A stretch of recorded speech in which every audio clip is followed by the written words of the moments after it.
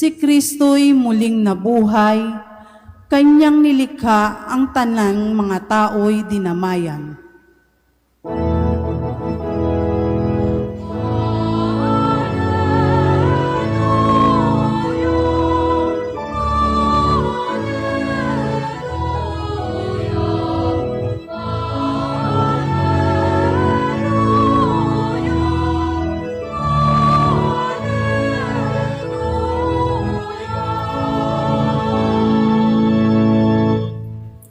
Sumainyo ang Panginoon. At sumaiyo rin. Ang mabuting balita ng Panginoon ayon kay San Juan. Papuri sa iyo, Panginoon. Noong panahong iyon, muling napakita si Jesus sa mga alagad sa tabi ng lawa ng Tiberias. Ganito ang pangyayari. Magkakasama sina Simon Pedro, Tomas na tinaguri ang kambal, Natanael na taga Cana Galilea, ang mga anak ni Zebedeo at 2 pang alagad. Sinabi sa kanila ni Simon Pedro, "Mangingisda ako." "Sasama kami," wika nila. Umalis sila at lumulan sa bangka, subalit walang nahuli ng gabing iyon. Nang magbubukang liwayway na, tumayo si Jesus sa pangpang, subalit hindi siya nakilala ng mga alagad. Sinabi niya, "Mga anak, mayroon ba kayong huli?" "Wala po," tugon nila.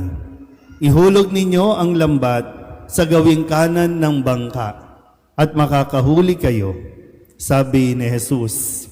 Inihulog nga nila ang lambat at hindi nila ito mahila sa dami ng huli. Sinabi kay Pedro ng alagad na minamahal ni Jesus, "Ang Panginoon iyon." Nang marinig ito ni Simon Pedro, siya'y nagsuot ng damit sapagkat hubad siya at tumalon sa tubig. Ang kasama niyang mga alagad ay sumapit sa pangpang, sakay ng munting bangka. Hila-hila ang lambat na puno ng isda. Hindi sila gaanong kalayuan sa pangpang, mga 90 metro lamang. Pag-ahon nila sa pangpang ay nakakita sila roon ng mga baga na may isdang nakaihaw at ilang tinapay. "Magdala kayo rito ng ilang isdang nahuli ninyo," sabi ni Jesus.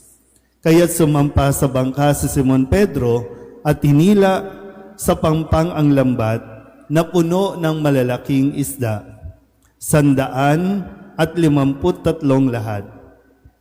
Hindi napunit ang lambat, kahit ganoon karami ang isda. "Halikayo at mag-almusal tayo," sabi ni Jesus. Isa man sa mga alagad ay walang nangahas magtanong sa kanya kung sino siya, sapagkat alam nila na siya ang Panginoon. Lumapit si Jesus, kinuha ang tinapay at ibinigay sa kanila. Gayon din ang isda. Ito ang ikatlong pagpapakita ni Jesus sa mga alagad pagkatapos na siya'y muling mabuhay. Pagkakain nila, tinanong ni Jesus si Simon Pedro, "Simon, anak ni Juan, iniibig mo ba ako ng higit kaysa mga ito?" "Opo, Panginoon, nalalaman ninyong iniibig ko kayo," tugon niya. Sinabi sa kanya ni Jesus, "Pakanin mo ang aking mga batang tupa." Muli siyang tinanong ni Jesus, "Simon, anak ni Juan, iniibig mo ba ako?" Sumagot si Pedro, "Opo, Panginoon, nalalaman ninyong iniibig ko kayo." Ani Jesus, "Pangalagaan mo ang aking mga tupa." Pangatlong ulit na tinanong siya ni Jesus, "Simon, anak ni Juan, iniibig mo ba ako?" Nalungkot si Pedro sapagkat makaitlo siyang tinanong, "Iniibig mo ba ako?" At sumagot siya, "Panginoon, nalalaman po ninyo ang lahat ng bagay. Nalalaman ninyong iniibig ko kayo." Sinabi sa kanya ni Jesus, pakanin mo ang aking mga tupa. Tandaan mo, noong kabataan mo pa, ikaw ang nagbibihis sa iyong sarili at lumalakad ka kung saan mo ibig. Ngunit pagtanda mo, iuunat mo ang iyong mga kamay at iba ang magbibihis sa iyo at dadaling ka kung saan hindi mo ibig. Sinabi niya ito upang ipakilala kung paano mamamatay si Pedro at sa gayoy mapararangalan niya ang Diyos. Pagkatapos sinabi sa kanya ni Jesus, "Sumunod ka sa akin." Ang mabuting balita ng Panginoon. Pinupuri ka namin, Panginoong Heso Kristo. Isang magandang hapon sa inyo pong lahat. Palapakan natin ang Panginoon. Tayo po ay nasa 3 linggo ng Pasko ng Muling Pagkabuhay at sa ating Ebanghelyo narinig natin na ito ang 3 muling pagpapakita ni Jesus sa kanyang mga alagad matapos ang kanyang muling pagkabuhay. Ang mga alagad na dahil pa rin sa kanilang nararanasan o naramdaman sa pagkawala ni Jesus, kahit na si Jesus ay nagpakita na sa kanila, hindi pa rin ito kumbaga nag-sink in sa kanilang mga puso't isipan. Kung kaya't binalak nila na magbalik muli sa kanilang dating ginagawa. Kaya nga 'di ba sabi dito, no? Sabi ni Pedro, mangingisda ako. Mula sa pangingisda, inalis na sila ni Jesus, tinawag sila ni Jesus at ang sabi, mula ngayon, kayo ay maging mamamalakaya ng mga tao. Hindi na isda ang inyong huhulihin, kundi mga tao na. Kaya nagpakita ulit si Jesus para ipaalala sa kanila may bagong buhay na. Kung paanong muling nabuhay si Jesus, ang mga alagad ay may bagong buhay na. Hindi na pwedeng bumalik sa dati.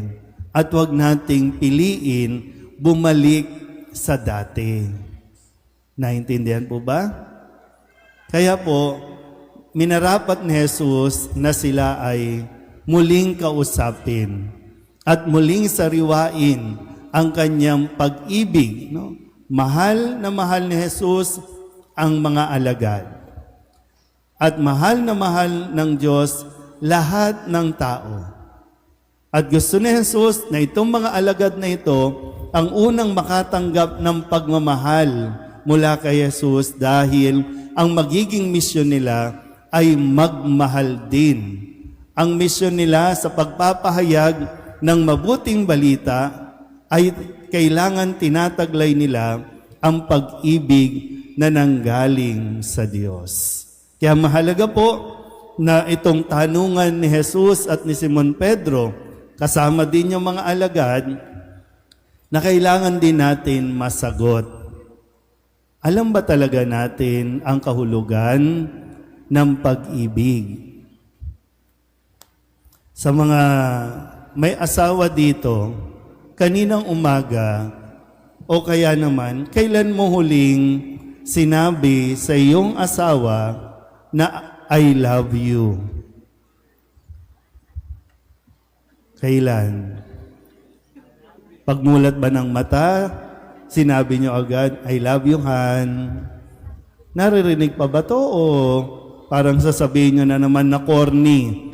No? Ano ka ba? Tumigil ka nga. Matanda na tayo. Hindi dapat to kinasasawaan. Kasi dapat sa paglipas ng panahon, habang sinasabi natin na I love you, habang sinasagot din natin ito na I love you too, dapat mas naiintindihan natin yung mas malalim na kahulugan ng salitang oo, iniibig kita, minamahal kita. Kasi ang pag-ibig ay may kalakip na responsibilidad. Hindi ka pwedeng magsabi na magmamahal ka, pero ayaw mong umako ng responsibilidad. Hindi yan tunay na pagmamahal. Kaya nga sinabi niyo, paulit-ulit si Jesus. No? Sabi nga ni Pedro, paulit-ulit naman. Lord, di ba? Alam mo ba? Mahal kita. Ano daw?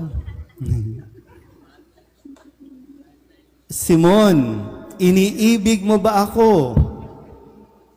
Kung iniibig mo ko, sabi niya, pakanin mo ang mga batang tupa. Kung iniibig mo ko, pangalagaan mo ang aking mga tupa. Kung iniibig mo ako, pakanin mo ang aking mga tupa. So handa ka ba na umako ng responsibilidad? Sa mga kabataan na naririto, sa mga medyo bata-bata pa na naririto, sana mas maintindihan ninyo, ha? Yung kapag meron nagsasabi sa iyo na mahal kita, isipin nyo muna ng mabuti. Lalong-lalo na, no? Kasi ang mga kababaihan ang tinatanong, iniibig mo ba ako? Bago ka sumagot ng oo, kailangan alam nung lalaki, alam nung nanliligaw sa iyo, yung responsibilidad na nakaakibat kapag nagsabi siyang mahal kita. Kasi pwede mong sabihin, pag sinabi ng lalaki, iniibig mo ba ako?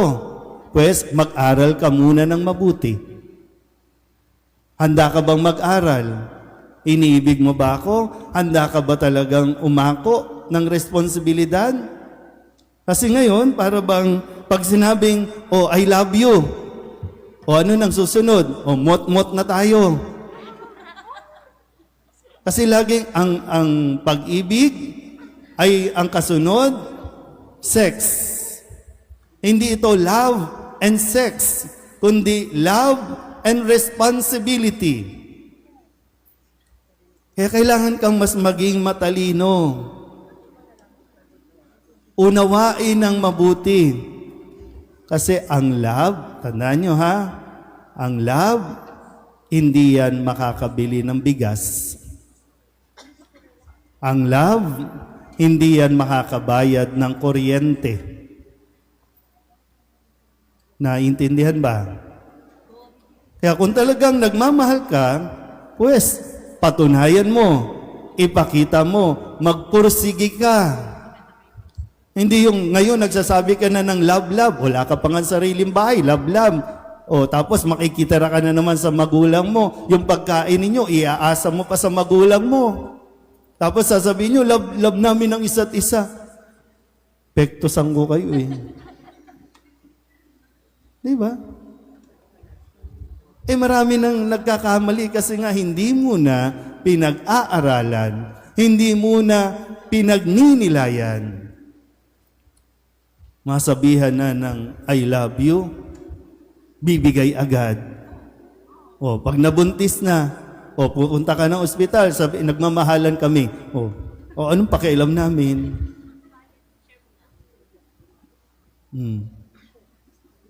O, tapos, yung reality, andyan na. Hindi pala tayo talaga mabubuhay sa ganito. O, hiwalay na tayo. O, nasaan na yung love? Iwanan ng isa't isa. Hahanap na naman ng ibang, I love youhin. I love youhin ko mukha mo eh. Kaya tinatanong ni Jesus si Simon Pedro. At tinatanong din tayo. Kasi hindi pwedeng salita lang.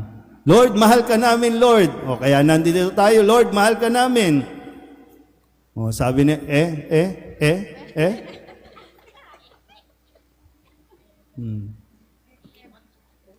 Kaya mo ba talaga? Kasi hindi ito pwedeng ipilit. Kailangan manggaling sa atin yung desisyon. Pero kung magdidesisyon tayo, dapat alam mo kung ano ang kaakibat nito. Kung ano ang inihingi sa atin. Kung ano ang dapat nating ibigay. Diba? Parang pag-ibig, diba? Dapat unconditional. Yung self-giving. Naiintindihan ba talaga natin yun? O baka yung pagsasabi natin ng I love you, sarili lang natin ang iniisip natin.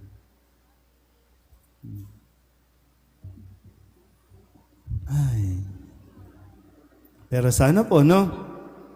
Mahalaga ito na naririnig natin. Mahalaga ito na naririnig din mula sa iyo. Huwag niyong babaliwalain, ha? Lalo na sa mga pamilya, sa mga tahanan, I love you ang sabihin ninyo. Huwag pagmumura. Huwag mura. Huwag niyong mumurahin ang isa't isa. Kung sa tingin ninyo nagagalit kayo sa isa't isa, pwede nyo rin namang sabihin at pwede nyong sigawan ang isa't isa, I love you ka. Imbis na sabihin mo, gago ka. Sabihin mo, I love you ka. Diba? Imbis na PI, imbis na tanga ka, sabihin mo, I love you. Para sabihin niya, I love you ka rin. Pero galit ka, pero at least, I love you ka rin. Akala mo, ikaw lang, I love you ka rin. Kasi mahirap po yung nasasanay tayo. Diba? Kapag ikaw nakakarinig ng pagmumura, diba, medyo degrading. Tanungin ninyo, pag namura ninyo ang asawa ninyo, tanungin ninyo, mami, anong pakiramdam pag minumura kita? Kaysa doon, sa anong pakiramdam kapag naririnig mo yung I love you? Kaya nga, diba? Mahal niyo ba talaga isa't isa? Kahit sa salita pa lang, hindi mo na magawa. Paano pa sa gawa? Okay? So sana po, no? Sa linggong ito, mas maging malawak ang ating pag-unawa, ang ating pag-intindi sa tinatawag na pagmamahal. At muli, ang pagmamahal ay may kaakibat na responsibilidad. Hindi yan mapaghihiwalay, hindi yan magkaiba. Amen?